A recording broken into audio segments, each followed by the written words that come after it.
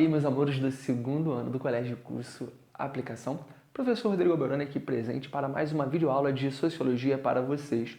Meus amores, aquele esquema de sempre, eu vou sair da frente do quadro e você vai lá, pausa o videozinho, copia o conteúdo no seu caderno que já eu volto para explicar a matéria. Valeu?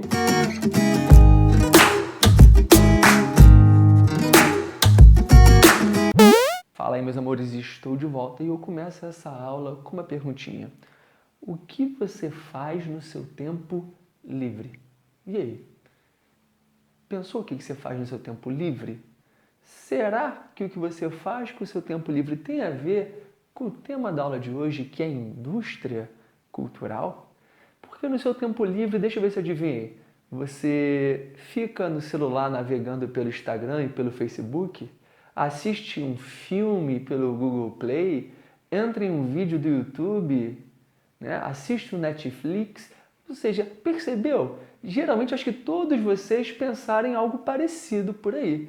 Ou seja, vocês consomem entretenimento, né? Vocês pagam por um serviço que é o Netflix, né? Vocês alugam um filme pelo Google Play, assistem a um vídeo no YouTube que é monetarizado, entra uma propaganda no meio, no Instagram o tempo todo aparece uma propaganda também. Então vocês pagam ou consomem o tempo todo o entretenimento. Por que isso, galera? Como é que essas coisas funcionam? Galera, vamos pensar o seguinte, quando você estuda a consolidação do capitalismo com a Revolução Industrial, nós percebemos que esse proletariado que surge com a primeira revolução era altamente explorado. Ele tinha uma longa jornada de trabalho, podendo chegar a 16, 17 e até 18 horas de trabalho, com baixo salário, sem direito a descanso remunerado e sem direito a férias. Esses trabalhadores, ao longo da história, foram se organizando em sindicatos, politicamente, em lutas operárias, greves, partidos e assim por diante, e foram conquistando direitos. Então, com o passar do tempo, esses trabalhadores conquistaram um salário mínimo, descanso remunerado, férias, limitação da jornada de trabalho. Então, esse indivíduo agora tem um dinheiro disponível, né, por menor que for, mas ele ainda tem um dinheiro disponível e tempo livre também. E aí o capitalismo ele visa o lucro. Se eu tenho pessoas com dinheiro e tempo livre, o que eu vou fazer? Eu vou fazer com que elas consumam, gastem esse dinheiro com o entretenimento. Então, a partir daí, nós temos uma certa ação visando a padronização do consumo. Se eu crio um padrão de consumo, ou seja, um número grande de pessoas querendo consumir o mesmo tipo de produto, o mesmo tipo de programa, tendo o mesmo tipo de lazer, eu vou maximizar meus lucros em cima disso.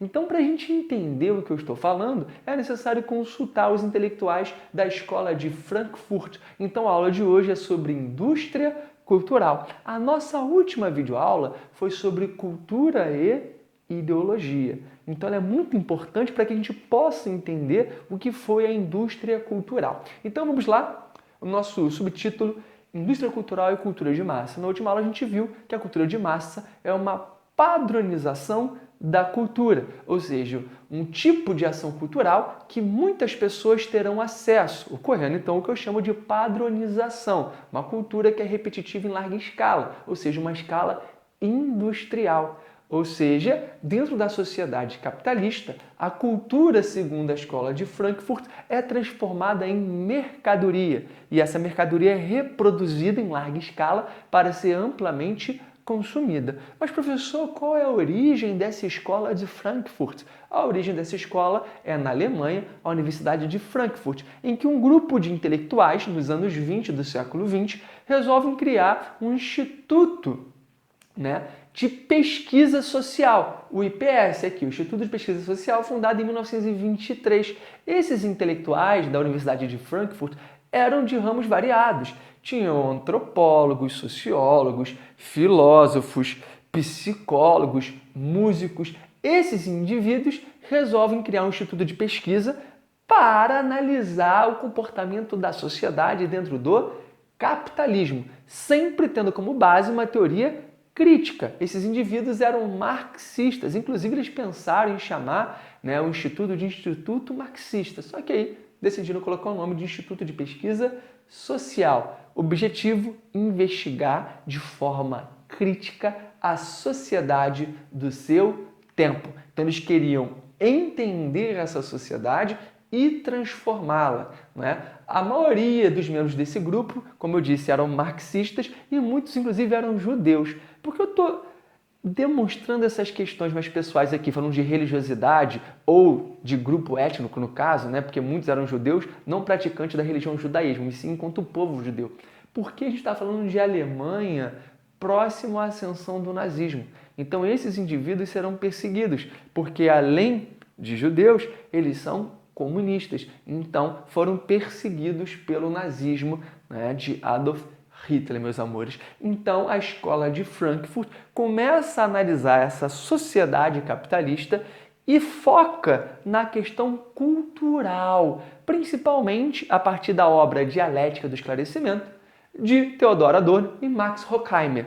Então, Adorno e Horkheimer são responsáveis por cunhar o termo, desenvolver o termo indústria cultural, ou seja, a cultura sendo transformado em produto. Esse produto ele é reproduzido em escala industrial para que todos possam consumi-lo. Então, se eu quero reproduzir a cultura em escala industrial, é necessário desenvolver um padrão de consumo. É necessário que todos queiram consumir a mesma coisa, porque assim a indústria maximiza o seu lucro. Maravilha? Então, falei de indústria cultural, estou falando de um processo de conversão da cultura em mercadoria. Então, aqui nós temos uma disputa ocorrendo entre uma ideia de que a cultura era associada a artistas e espectadores, alguém produzindo a arte, uma arte que é única, com uma aura especial, e pessoas assistindo, admirando isso abrindo espaço para uma nova realidade na cultura,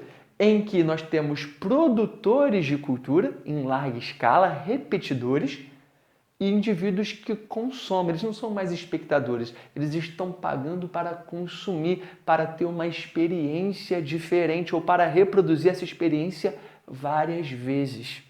Bacana? Então, dentro dessa sociedade capitalista, a cultura está sendo transformada em mercadoria, e mercadoria com valor de troca, em que indivíduos, inclusive, passam a se colocar como superiores porque eles têm mais mercadoria cultural que outros indivíduos, ou que podem mais do que o outro. Isso que nós estamos percebendo aqui é a sociedade do espetáculo. Sim, a gente quer pagar pela sensação. Né? Pensa numa montanha russa, as pessoas ficam numa fila, num parque lá da Disney, por exemplo, horas e horas, para andar no brinquedo e ter aquela sensação. E ela paga, ela tira uma foto, ela filma e coloca no Instagram, no Facebook, para que nós, enquanto telespectadores do que aquela pessoa está fazendo, possamos olhar e pensar, eu queria aquilo também. Não é? Isso gera, desperta o interesse e uma vontade que leva à formação de mais consumidores, mais pessoas querendo viajar para a Disney, comprando esse produto, que é o parque de diversões. Ou pensa no cinema. No cinema você paga não só para ver o filme, mas pela experiência. Sentar numa poltrona, som Dolby Digital 5.1, não é? Aquele show de luzes, a pipoquinha quentinha passando, você tomando o seu refrigerante, seu suquinho, não é isso? E aí você pode pagar um valor a mais para a cadeira, ó, mexer. Olha que doideira, galera. Você está pagando pelo espetáculo. Essa é a sociedade do espetáculo. A arte ela é transformada no espetáculo que te leva a querer repetir aquela experiência várias vezes. E para você repetir essa experiência, você tem que fazer o quê? Pagar. Tranquilo? Então, nós temos aí a transformação da cultura como um entretenimento. A cultura se tornou diversão. A experiência cultural que você quer ter é aquela experiência que seja extremamente divertida para você e prazerosa. Só que isso também gera um processo de alienação do indivíduo. Né? A gente não quer mais assistir, por exemplo, filmes que sejam críticos, que vocês chamam de filme cult. A gente não quer, a gente está cansado. Já percebeu como é a nossa vida? Nossa vida hoje ela é muito agitada. Vocês, no caso, estudam bastante, eu trabalho bastante e no final do dia nós estamos o quê? Esgotados mentalmente. Nós queremos pensar? Não, nós queremos uma diversão simples, fácil, repetitiva. Então a gente senta, liga a TV, assiste propagandas comerciais, programas fáceis de compreender, para que a gente possa o quê? Se distrair, relaxar. E nós estamos consumindo ali ideias. Beleza? Então, dentro desse campo, a escola de Frankfurt, com seu teor todo marxista, ela vai começar a criticar essa transformação da cultura em entretenimento, porque na sua visão esse entretenimento está reforçando a ideologia dominante, não é? E para Marx, o que é ideologia? Uma falsa consciência, né? Uma falsa visão de mundo que manipula os indivíduos. Então, ao assistirmos os programas de televisão, os filmes, as novelas, existe uma ideologia sendo colocada aqui na nossa cabeça, uma falsa consciência. E que falsa consciência é essa?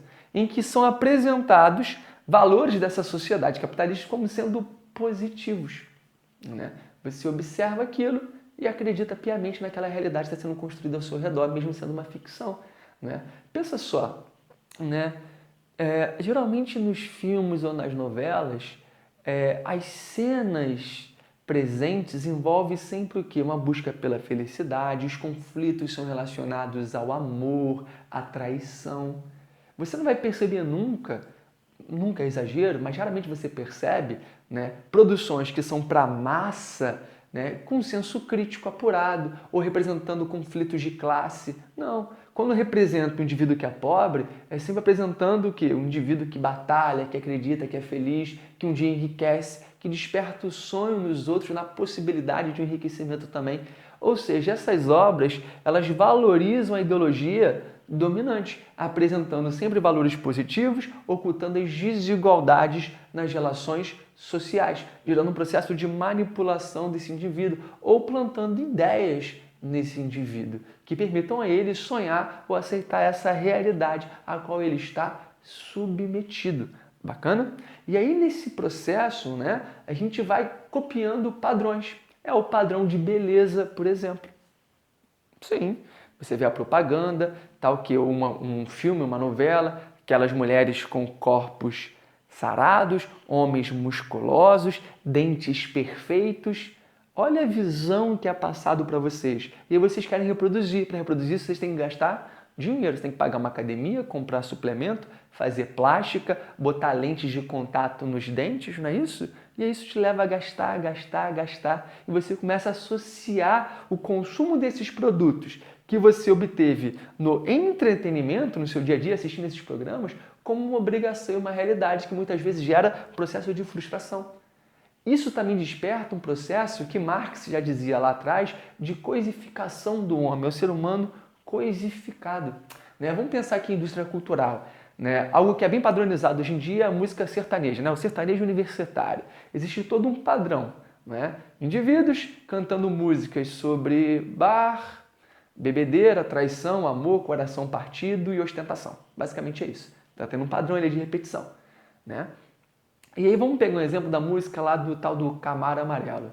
Lembra? O cara diz na música, vamos pensar nessa música, né? Que quando ele passava pela garota na sua CG, Bibi, não é isso? Passava na sua CG, ela nem notava. E aí veio a herança do velho do cara, não é isso? Né? Veio um dinheirinho, pá, ele ficou bem rico, e aí ele comprou um Camaro amarelo. Aí ele fala, agora eu fiquei doce, doce, doce, agora eu fiquei do, não é isso? Ele está tirando onda de Camaro amarelo. E agora a mulher está interessada nele.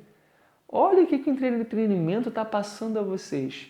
Que se você tiver um Camaro amarelo, se você tiver o celular da moda, se você tiver o carro da moda, né, o Camaro no caso na época, a viagem que todo mundo quer fazer, o apartamento em frente à praia, isso vai atrair pessoas para você. Porque agora você ficou doce. Galera, isso é indústria cultural transmitindo uma ideologia consumista, associando pessoas às mercadorias que elas têm. Coisificação aqui, o homem coisificado. Legal? Então, meus amores, não finalizamos aqui hoje indústria cultural, temos mais coisas a tratar. Esse vídeo terá uma segunda parte. Lembrando que aqui estou falando de indústria cultural dentro da disciplina Sociologia. Em filosofia, é o último capítulo do ano, a última unidade do ano, nós vamos falar também de indústria cultural e da Escola de Frankfurt no geral, vamos analisá-la filosoficamente. Aqui o nosso foco é a indústria cultural. Em um vídeo futuro, ou já presencialmente, espero que já presencialmente, eu vou falar com vocês sobre a Escola de Frankfurt segundo a filosofia. Beleza? Fechamos aqui. Beijão e até a próxima. Valeu!